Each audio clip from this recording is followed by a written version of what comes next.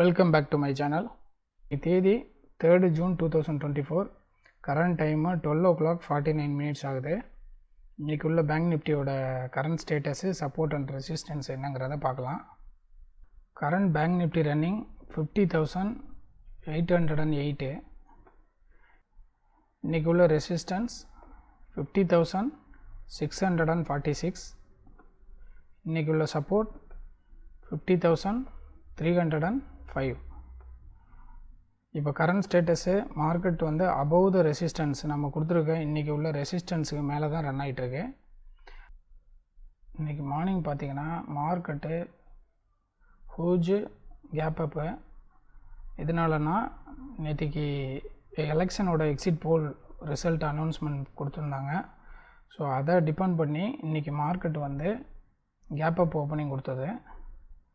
அதுக்கப்புறம் பார்த்திங்கன்னா அபவ் ரெசிஸ்டன்ஸில் இருந்து டவுன்ஃபால் கொடுத்து பிலோ சப்போர்ட் வந்து செகண்ட் கேண்டில் வந்து எகெயின் பிலோ சப்போர்ட் வைக்கல. இதுதான் இன்றைக்கி உள்ள சப்போர்ட்டோட first candle break out level. Then second candle further down வரல, இது க்ரீனில் ஃபார்மேஷன் ஆகிடுச்சு. ஸோ அதில் இருந்து க்ரீன் ஃபார்மேஷன் எடுத்து எகெயின் ரெசிஸ்டன்ஸை டச் பண்ணி இப்போ அபவ் ரெசிஸ்டன்ஸு மார்க்கெட் வந்து ரன் ஆகிட்டுருக்கு. இன்றைக்கி நான் எந்த ஸ்ட்ரைக் ப்ரைஸ் சூஸ் பண்ணி ட்ரேடிங் பண்ணியிருக்கேன்னா, bank Nifty spot 50,600 call and put. இந்த ஸ்ட்ரைக் ப்ரைஸில் தான் நான் இன்றைக்கி ட்ரேட் பண்ணது. இன்றைக்கி உள்ள ட்ரேடிங் என்ன நான் பண்ணியிருக்கேங்கிறதை பார்க்கலாம்.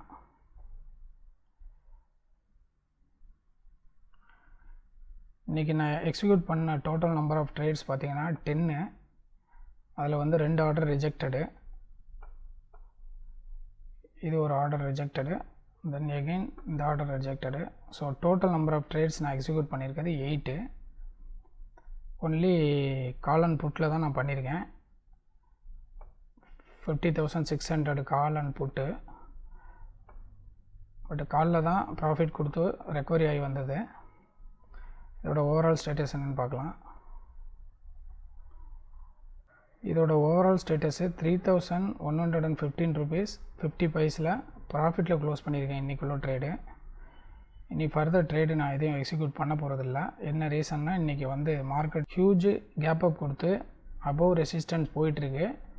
பட் மோர் வலாட்டிலிட்டி இன்றைக்கி மார்க்கெட்டில் இருக்குது, எக்ஸிட் போலோட ரிசல்ட்டை பேஸ் பண்ணதுனால.